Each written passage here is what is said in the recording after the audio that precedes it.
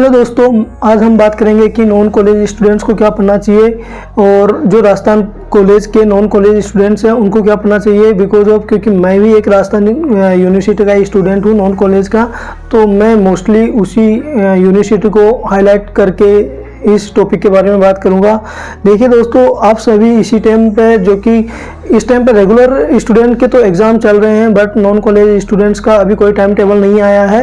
तो मैं आप सभी को बताना चाहूँगा कि ये सब जो लास्ट टाइम अपने पास बचा हो सकता है कि नेक्स्ट मंथ में टाइम टेबल, एडमिट कार्ड सभी आ जाए और एग्ज़ाम स्टार्ट हो जाए। तो अपने पास बहुत कम समय बचा है, तो उस बहुत कम समय में अपने को क्या पढ़ना चाहिए ताकि अपना मतलब अपन पास हो जाए, या अपनी ज़्यादा नहीं तो 50-60 तो मैं लगभग लास्ट 10 से 15 दिन इन चीज़ों में लग रहा था रिसर्च करने में कि अभी मेरे को क्या पढ़ना चाहिए।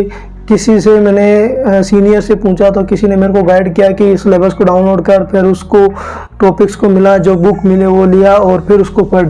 तो ये चीज़ें मैंने की, तो मेरा थोड़ा टाइम तो वेस्ट हुआ, लेकिन एक बात है कि आप किसी भी चीज़ को टाइम देते हो तो हर चीज़ का एक निष्कर्ष निकल के आता है। तो मेरा ओवरऑल निष्कर्ष ये निकल के आया कि मैंने ऑनलाइन 2 ही बुक परचेज की। अब आप सभी को बता दूं, जो अपने एक तो है भारत का इतिहास। मैं हूँ नॉन कॉलेज में, मेरे पास जो सब्जेक्ट है पहले तो वो बता देता हूँ। हिस्ट्री, ज्योग्राफी और इंग्लिश लिटरेचर मेरे पास सब्जेक्ट है। मैं अभी उन्हीं पे मोस्टली सारी चीज़ें बताऊंगा और लगभग सारी क्लासों का यही रेशियो रहेगा। आप जो भी चीज़ उठा करके पढ़ना चाहोगे तो उनमें 90% चीज़ कॉमन होती है और यूनिवर्सिटीज़ में 90% चीज़ कॉमन होती है। तो मैंने एक किताब खरीदी, भारत का इतिहास, जो कि from beginning up to 1200 C common era तक की ये बुक है। अब आप इसकी साइज़ देखिए, इतनी मोटी किताब है। जो भी मैंने ऑनलाइन परचेज की थी, फिर उसका प्रिंट आउट निकलवाया है। ऐसा नहीं है कि मार्केट में नहीं है, लेकिन जहां मैं रहता हूं उस मार्केट में मेरे को तो अवेलेबल नहीं हुई। मैंने कम से कम 10 से 15 दुकानों पे इसको सर्च किया, नहीं मिली। और जो अभी नई सिलेबस के अनुसार आई है, न्यू एजुकेशन पॉलिसी 2020 के अनुसार, तो वो बुक्स को अवेलेबल नहीं है। जो अवेलेबल थी ऑनलाइन मैंने वो बाय किया, उसका प्रिंट आउट निकलवाया। दूसरी बुक है पोएट्री एंड ड्रामा। मैंने खाली ये 2 ही बुक परचेज किए, दोनों का प्रिंट आउट निकलवा के देखा तो इनका सिलेबस थोड़ा वास्ट है। और अब एक चीज़ आप बताओ कि इतने कम समय में इन इतनी मोटी मोटी किताबों को कौन पढ़ेगा। तो मैं आप सभी को खाली 2 ही चीज़ बताऊंगा। उन 2 चीज़ में भी आपको एक को तो पढ़ने पे फोकस करना है, दूसरे पे आपको रिसर्च करनी है। चाणक्य की नीति काम करती है कि अपने को अगर अपनी ताकत पता हो और अगले वाले की कमजोरी पता हो तो हम विजय आसानी से पा सकते हैं। तो इसी रणनीति के साथ अपन काम करेंगे। अपनी ताकत रहेगी कि अपने पास क्या चीज़ सोर्स अवेलेबल है, अपन किस पे सबसे ज़्यादा जोर लगा सकते हैं, किसको अभी इस टाइम पे पढ़ सकते हैं। और दूसरी, जैसे कि राजस्थान यूनिवर्सिटी की वीकनेस को अपन जान सकते हैं कि वो किस पैटर्न पे अपने को एग्जाम्स कंडक्ट करवाएगा।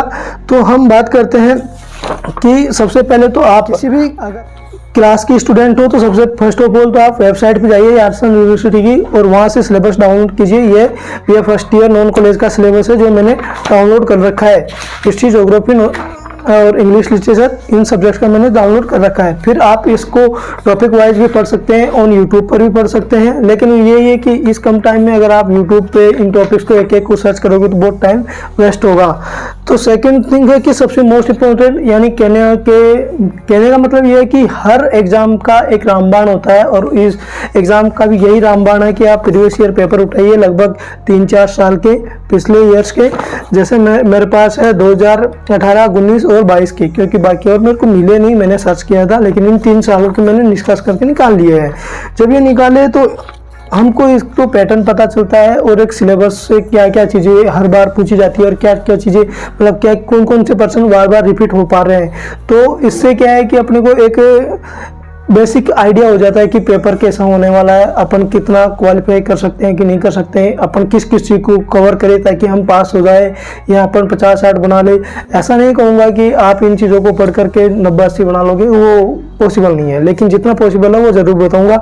और दूसरी चीज़ है, ये राजस्थान यूनिवर्सिटी के अंदर राजस्थान विश्वविद्यालय के विद्यार्थियों के लिए सबसे मोस्ट राजा वनविक सीरीज के नाम से जो ये सीरीज आती है, वेब सीरीज नहीं, ये वाली जो सीरीज आती है आपको ये पढ़नी है। और जब मैंने ये सीरीज बाय की थी तो मेरे भी है कि क्या इससे मैं पास हो जाऊंगा, क्या, ये सारे डाउट्स थे। लेकिन जब मैंने खाली एक ही सीरीज को पढ़ाई करने के बाद जो मैंने 3 साल के पेपर निकाले थे, उन पेपर्स के क्वेश्चंस को देखा, तो इसमें मैंने चेक कर पा रहा हूँ कि इसके और जो लास्ट ईयर पेपर के जो क्वेश्चन आए थे वो 80% क्वेश्चन सेम टू सेम इसमें मिल रहे हैं आपको। अब आप डिसाइड करोगे एक तो इतनी मोटी किताब को पढ़ोगे या इतनी छोटी सी किताब को। तो इन दोनों में से इसको मैं प्रेफर करता हूँ जो कि अपने कम टाइम के लिए सबसे ज़्यादा सुटेबल है। आप इसको पढ़िए और आपको नहीं यकीन नहीं होगा। जो मैंने हाईलाइट कर रखे हैं आपको दिखा देता हूँ। जो क्वेश्चंस मैंने हाईलाइट किए हैं ये लास्ट ईयर्स में आए हैं, तो मैंने ये सारी चीज़ें डिस्कस की है।